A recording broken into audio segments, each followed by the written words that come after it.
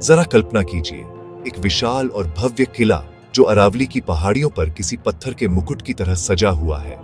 यही है चित्तौड़गढ़, एक ऐसा नाम जो राजपूताना के इतिहास की आत्मा में गूंजता है। ये सिर्फ दीवारों और महलों का समूह नहीं है, बल्कि बलिदान, साहस और अडिग जज्बे की जीवित गाथा है। आज जब सूरज की पहली किरणें इसकी प्राचीन प्राचीरों को छूती हैं, तो ऐसा लगता है मानो किला जाग उठा हो और सदियों पुरानी कहानियां हवाओं के साथ फुसफुसा रही हों।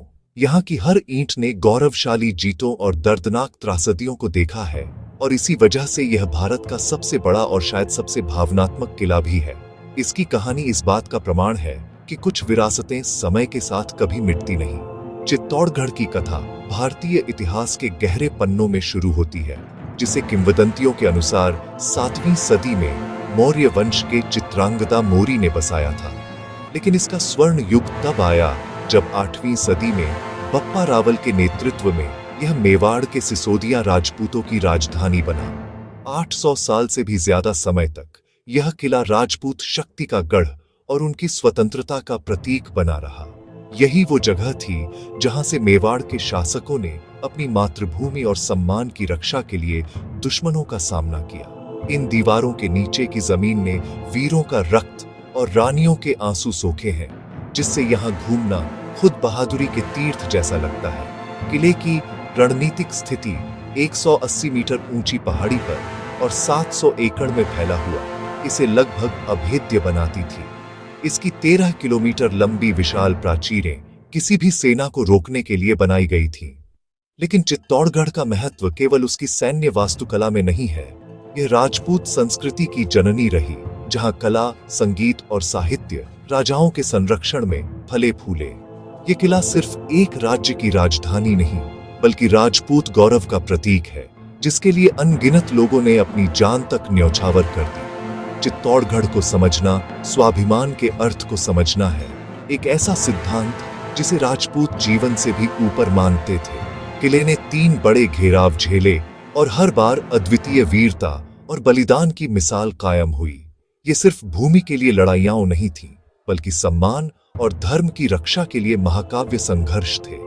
यहाँ के शासकों और लोगों की गाथाएं, उनकी जीतें और हारें राजस्थान की लोकगीतों और कविताओं में अमर हो गई हैं। जब हम इसकी गहराई में उतरते हैं, तो हम केवल खंडहरों की खोज नहीं कर रहे, बल्कि उस अतीत की गूंज से जुड़ रहे हैं जो आज भी हमें दृढ़ता और साहस का अर्थ सिखाती है। चित्तौड़गढ़ की कोई भी कहानी रानी पद्मिनी की मार्मिक कथा के बिना अधूरी है, जिनकी सुंदरता जितनी प्रसिद्ध थी, उतनी ही उनकी बहादुरी भी। 1303 में दिल्ली के सुल्तान अलाउद्दीन खिलजी ने रानी पद्मिनी को पाने की लालसा में किले का घेरा डाला। महीनों तक चले कठोर घेराव के बाद जब हार निश्चित लगने लगी, तब रानी पद्मिनी और हजारों राजपूत महिलाओं ने अपने सम्मान की रक्षा के लिए जौहर किया। उन्होंने अपमान की जगह मौत को चुना, अग्निकुंड में प्रवेश किया, और उनका यह साहसिक कदम चित्तौड़गढ़ की धरती को हमेशा के लिए पवित्र बना गया। यह घटना आज भी राजपूत महिलाओं की दृढ़ता का प्रतीक है, भले ही वह कितनी भी दर्दनाक क्यों न हो। सदियों बाद राणा कुंभा के अद्भुत शासन में किले ने फिर से गौरव और समृद्धि का द्वार देखा। राणा कुंभा एक महान योद्धा, विद्वान और कला के संरक्षक थे, जिन्होंने मेवाड़ का विस्तार किया और चित्तौड़गढ़ को अभूतपूर्व रूप से सुदृढ़ बनाया। उनकी सबसे बड़ी उपलब्धि थी विजय स्तंभ का निर्माण, जिसे उन्होंने 1448 में मालवा और गुजरात की सेनाओं पर विजय के उपलक्ष्य में बनवाया। राणा कुंभा का शासन मेवाड़ का स्वर्ण युग था, जिसमें सैन्य शक्ति और सांस्कृतिक समृद्धि साथ साथ चली। लेकिन चित्तौड़गढ़ की किस्मत में और भी कठिनाइयां लिखी थी।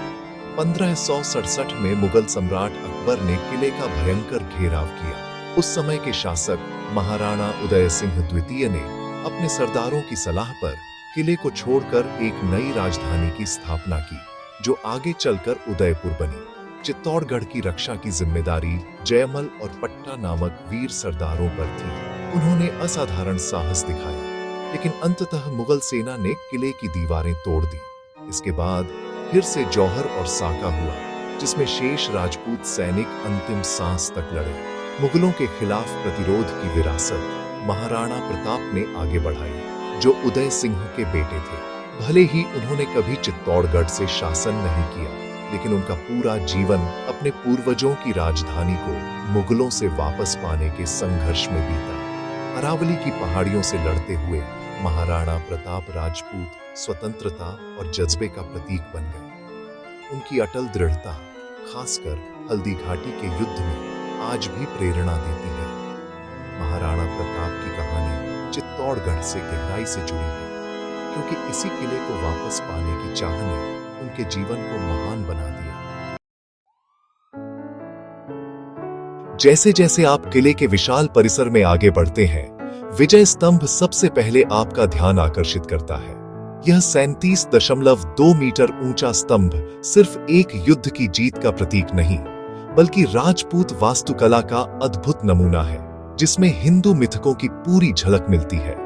राणा कुंभा द्वारा निर्मित इसकी 9 मंजिलों पर देवी देवताओं, रथों, वाद्य यंत्रों और हथियारों की सुंदर नक्काशी है।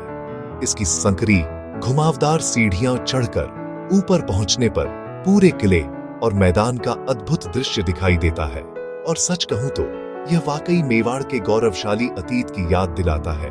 विजय स्तंभ के पास ही एक और प्राचीन स्तंभ है, कीर्ति स्तंभ यानी यश का स्तंभ। 22 मीटर ऊंचा यह स्तंभ 12वीं सदी में एक जैन व्यापारी ने बनवाया था, और यह पहले जैन तीर्थंकर आदिनाथ को समर्पित है। जहां विजय स्तंभ पर हिंदू देवी देवताओं की नक्काशी है, वहीं कीर्ति स्तंभ जैन पंथ की छवियों से सुसज्जित है, जो किले में पनपी धार्मिक सहिष्णुता और विविधता को दर्शाता है। इसकी सादगी और सुंदरता विजय स्तंभ के भव्य स्वरूप के मुकाबले एक शांत, आध्यात्मिक एहसास देती है और किले के इतिहास में एक अलग ही रंग भरती है।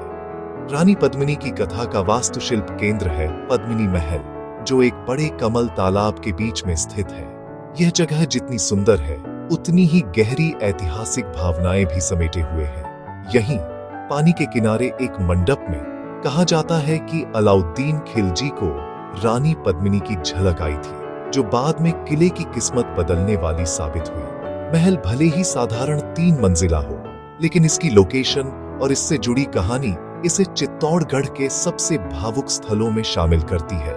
किले की जल प्रबंधन प्रणाली का उदाहरण है गौमुख कुंड, एक पवित्र जलाशय। यह कुंड एक प्राकृतिक झरने से भरता है, जो गाय के मुख जैसी शिला से निकलता है, और यही वजह है कि इसे गौमुख कहते हैं। ये जलाशय किले की जीवन रेखा था, खासकर लंबे घेराव के दौरान। आज भी लोग यहाँ आकर मछलियों को दाना डालते हैं, और सच पूछिए तो किले के निर्माताओं की दूरदर्शिता देखकर हैरानी होती है, जिन्होंने इतने बड़े परिसर को आत्मनिर्भर बना दिया। चित्तौड़गढ़ की यात्रा सिर्फ एक पर्यटन भ्रमण नहीं है, बल्कि भारत के वीर अतीत में डूब जाने का अनुभव है। इस किले की भव्यता और कहानियों को समझने के लिए यात्रा की योजना सोच समझकर बनानी चाहिए। राजस्थान के इस हिस्से में घूमने का सबसे अच्छा समय अक्टूबर से मार्च के बीच होता है, जब मौसम सुहावना रहता है और आप आराम से पूरे किले को देख सकते हैं। गर्मी के महीने यानी अप्रैल से जून काफी थकाने वाले हो सकते हैं, जबकि मानसून में मौसम तो अच्छा होता है, लेकिन कभी कभी घूमने में परेशानी भी आ सकती है। चित्तौड़गढ़ पहुंचना आसान है। किला चित्तौड़गढ़ शहर में है, जो रेल और सड़क मार्ग से अच्छी तरह जुड़ा हुआ है।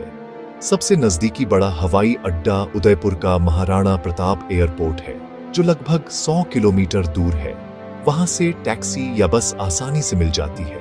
शहर में खुद चित्तौड़गढ़ जंक्शन रेलवे स्टेशन है, जहां दिल्ली, मुंबई और जयपुर जैसे बड़े शहरों से सीधी ट्रेनें आती हैं। एक बार शहर में पहुंचने के बाद ऑटो रिक्शा और टैक्सी मिल जाती है, जो आपको किले के मुख्य प्रवेश द्वार रामपोल तक ले जाती है। मेरी सलाह है कि एक लाइसेंस शुदा गाइड जरूर लें, ताकि हर इमारत की कहानी अच्छी तरह समझ सके। किले को अच्छे से देखने के लिए कम से कम 4-5 घंटे या पूरा दिन निकालना चाहिए, वरना इसकी आत्मा को महसूस नहीं कर पाएंगे। यहाँ हर कोने में कोई न कोई कहानी छुपी है, चाहे वो भव्य स्तंभ हो, शानदार महल, पवित्र मंदिर या शांत जलाशय। स्थानीय इतिहासकारों और गाइड से बात करने से अनुभव में गहराई आ जाती है, और कई बार ऐसी बातें पता चलती हैं जो किताबों में नहीं मिलती। उनका व्यक्तिगत जुड़ाव किले की विरासत से इतिहास को जीवंत बना देता है। जैसे जैसे हमारी चित्तौड़गढ़ की यात्रा पूरी होती है, मन में गहरा सम्मान और प्रेरणा का भाव रह जाता है। यह किला राजपूत वीरता, बलिदान और सम्मान के आदर्शों का प्रतीक है।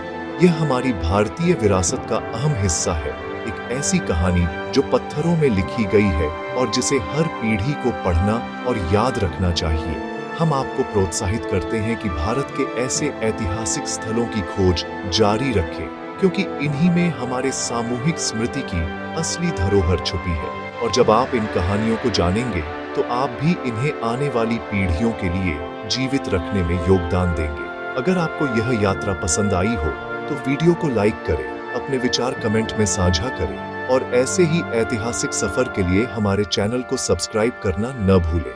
धन्यवाद।